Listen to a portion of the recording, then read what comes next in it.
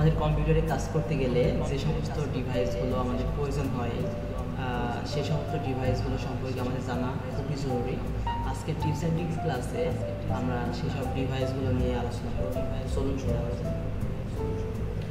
তো সবাইকে আমাদের ICT world computer training centre থেকে স্বাগতম। যারা দূর থেকে এবং আমাদের আলোচনার বাইরে থেকে ভিডিওগুলো দেখছেন, তারা কোনো কিছু বুঝতে না পারলে অবশ্যই কমেন্ট করবেন, কমেন্ট করে আমাদের জানাবেন। আর যারা আলোচনার ভিতর থেকে আমাদের ক্লাসগুলো দেখছেন, কোনো সমস্যা হলে আমাদের সেন্টারে সরাসরি চলে আসতে পারেন এবং আমাদের ট্রেনিং সেন্টার সরকারিভাবে অনুমোদিত। আপনারা চাইলে আমাদের ট্রেনিং সেন্টারে ভর্তি হতে পারেন, ভর্তি হয়ে আমাদের ট্রেনিং সেন্টার থেকে সার্টিফিকেট অর্জন করে নিতে পারেন।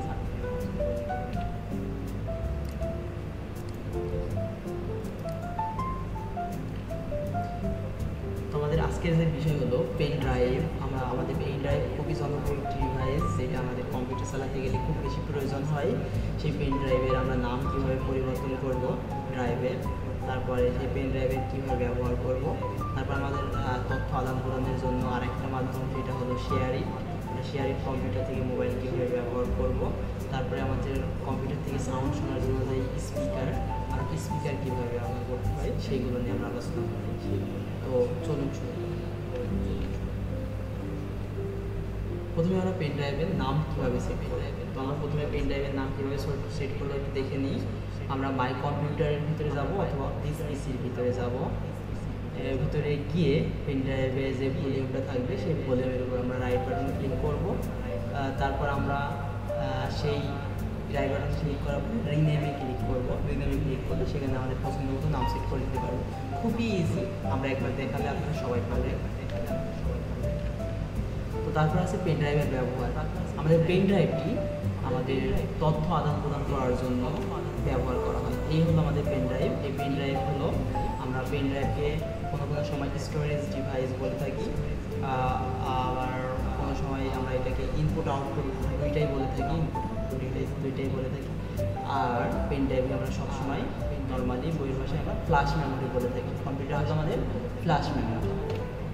তো এই হলো আমাদের এখানে কিছু নিয়ম দেওয়া আছে। পেন ড্রাইভ হলো এক ধরনের স্টোরেজ ডিভাইস, যেটি একটি কম্পিউটার থেকে অন্য কম্পিউটারে ডাটা ট্রান্সফার করার জন্য ব্যবহার করা হয়। ড্রাইভ সাধারণত ডাটা স্টোর করার জন্য ব্যবহার করা হয় এবং এই পেন ড্রাইভের সাহায্যে একটি লোকেশন থেকে অন্য লোকেশনে ডাটা ট্রান্সফার করা হয়। তো আমাদের পেন ড্রাইভ দিয়ে যখন ডাটা ট্রান্সফার করতে হয়, এটা হলো আমাদের পেন ড্রাইভে ডাটাটা কম্পিউটার থেকে নিতে হয় এবং এই পেন ড্রাইভটা আমাদের সাথে করে নিয়ে গিয়ে আবার সেই কম্পিউটারে সেই ডাটাটা দিতে হয়। তো এটা হলো আমাদের একটু জটিল মাধ্যম। এই সহজ মাধ্যম হলো আমরা আরও অনেক মাধ্যম ব্যবহার করে ডাটা ট্রান্সফার করতে পারি। জিমেইল ব্যবহার করতে পারি, শেয়ারিং ব্যবহার করতে পারি, হটস্পট ব্যবহার করতে পারি। তো আমরা পেন ড্রাইভ কম্পিউটার থেকে কম্পিউটারে ডাটা ট্রান্সফার করার জন্য একটা জটিল হলেও আমরা এই মাধ্যমটা খুব ইজি মনে করি। তো তারপরে আসি আমাদের শেয়ারিংয়ের ব্যবহার। তো শেয়ারিং, আমরা এই শেয়ারিং ব্যবহার করে আমরা মোবাইল থেকে কম্পিউটারে এবং কম্পিউটার থেকে মোবাইলে তথ্য আদান প্রদান করতে পারি। তো এটা আমরা কীভাবে করতে পারি এটা আমরা একটু দেখবো কিছুক্ষণ পরে। তো এখানে দেওয়া হচ্ছে শেয়ারিং অ্যাপস। ব্যবহারকারীদের আমরা যে ব্যবহার করি ব্লুটুথের যে দ্রুত আমরা তথ্য আদান প্রদান করতে পারি বা এখান থেকে স্থানান্তর করতে পারি। শেয়ারিং অ্যাপস বর্তমানে অ্যান্ড্রয়েডের, আমরা যে অ্যান্ড্রয়েড ভার্সন ব্যবহার করি সেটার পাশাপাশি আমরা উইন্ডোজ অপারেটিং সিস্টেমেও এই অ্যাপটা ব্যবহার করতে পারি। তারপরে আমরা সাউন্ড সিস্টেম ব্যবহার করে আমরা যেটা করতে পারি, কম্পিউটার থেকে কোনো অডিও বা কোনো ভিডিওকে আমরা স্পিকারের মাধ্যমে উচ্চস্বরে শুনতে পারি।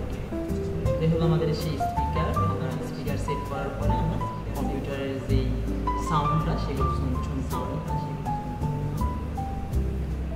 এটাকে সাউন্ড বক্স, এক ধরনের সঙ্গীত স্পিকার বলা হয়।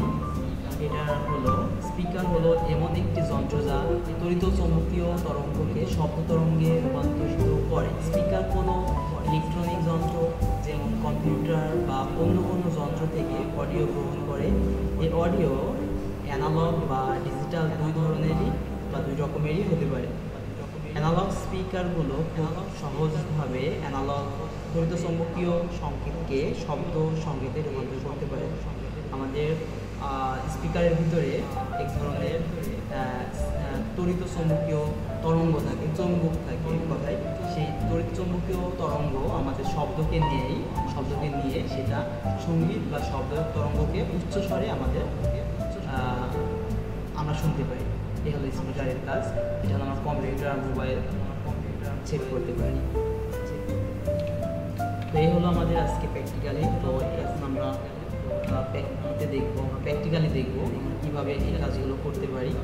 তো প্রথমে আমাদের যেটা আছে সেটা হলো আমাদের পেন ড্রাইভের কীভাবে নাম সেট করবে। পেন ড্রাইভে নাম সেট করার জন্য আমি কম্পিউটারের ভিতরে এবার নাম পরিবর্তন করার জন্য পেন ড্রাইভে চলে যাবো।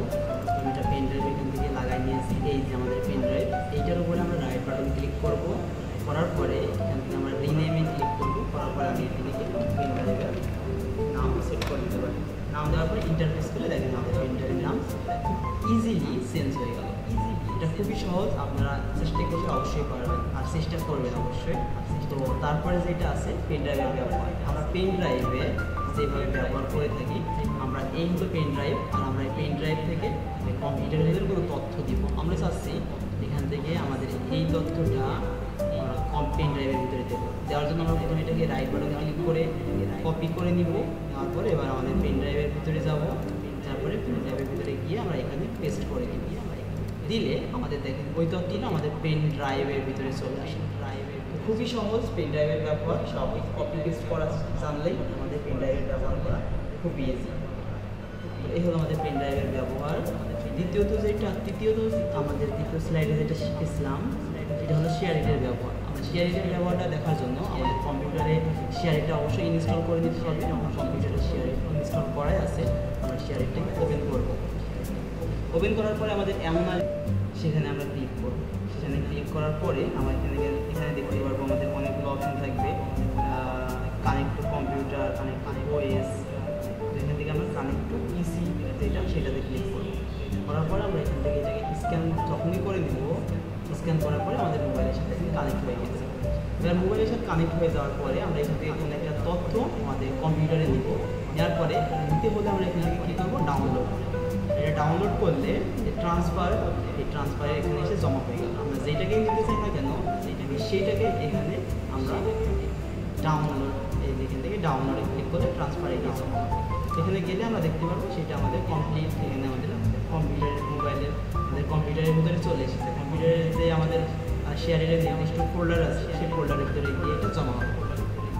এইভাবে আমরা কম্পিউটার থেকে মোবাইল এবং মোবাইল থেকে কম্পিউটারে তথ্য আদান প্রদান করতে পারি। এই ছিল আমাদের শেয়ারিটের ব্যবহার।